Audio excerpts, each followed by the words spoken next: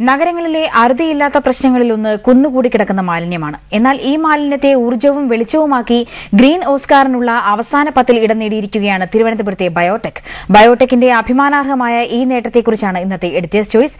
തിരുവനന്തപുരത്ത് നിന്നും ബിനീഷ് കൊട്ടാരത്തിൽ തയ്യാറാക്കിയ ഈ റിപ്പോർട്ടോടെ ഇന്നത്തെ ടോപ് 10 ഇവിടെ സമാപിക്കുകയാണ്. എല്ലാ പ്രേക്ഷകർക്കും ശുഭരാത്രി. നമസ്കാരം.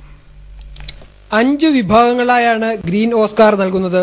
9 രാജ്യങ്ങളിൽ നിന്നുള്ള 10 സ്ഥാപനങ്ങളാണ് അവസാന 10-ലുള്ളത്. ഭക്ഷ്യസുരക്ഷയും ഊർജ്ജ സംരക്ഷണവും എന്ന വിഭാഗത്തിലാണ് ബയോടെക്കിനെ ഗ്രീൻ ഓസ്കാറിനെ പരിഗണിച്ചത്. SKG സംഘമാണ് ഈ വിഭാഗത്തിൽ ബയോടെക്കിനോട് മത്സരിക്കുന്നത്. ബയോടെക്കിന്റെ പ്രവർത്തനത്തെക്കുറിച്ച് ഡയറക്ടർ സജി ദാസ്. മാലിന്യ സംസ്കരണവുമായി ബന്ധപ്പെട്ട് 2 മേഖലകളിലാണ് പ്രവർത്തിക്കുന്നത്. ഒന്ന് ഗാർഹിക മാലിന്യ സംസ്കരണം, അതായത് വീടുകളിലെ മാലിന്യങ്ങൾ. മറ്റൊന്ന് മാർക്കറ്റുകൾ, അറവുശാലകൾ തുടങ്ങിയ പൊതുസ്ഥാപനങ്ങളിലെ മാലിന്യങ്ങൾ സംസ്കരിച്ച് വൈദ്യുതി ഉൽപ്പാദിപ്പിച്ച് പ്രാദേശികമായി സ്ട്രീറ്റ് ലൈറ്റിങ്ങിനും മറ്റും ഉപയോഗിക്കുന്ന തരത്തിലുള്ള 2 പദ്ധതികളാണ് നടപ്പാക്കി വരുന്നത്.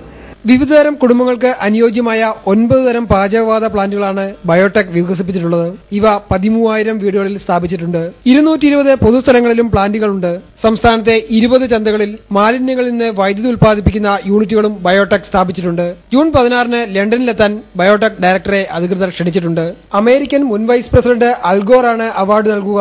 1994-ൽ പ്രവർത്തനം തുടങ്ങിയ ബയോടെക്കിന് 3 തവണ സംസ്ഥാന സർക്കാരിന്റെ ഊർജ്ജ സംരക്ഷണ അവാർഡ് കിട്ടിയിട്ടുണ്ട്. 3 ഉൽപാദക യൂണിറ്റുകളും ബയോടെക്കിനുണ്ട്. 200 പേർക്ക് സ്വയം തൊഴിലിനവസരവും ബയോടെക് നൽകുന്നു.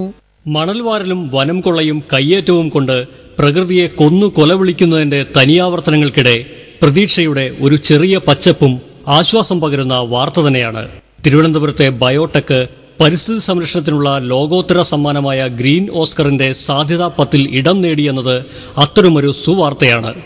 വേണമെങ്കിൽ പരിസ്ഥിതി കാക്കുന്നതിലും നമുക്ക് മാതൃകയാകാം എന്നൊരു നല്ല പാഠവും കൂടിയാകുന്നു ഈ ബഹുമതി.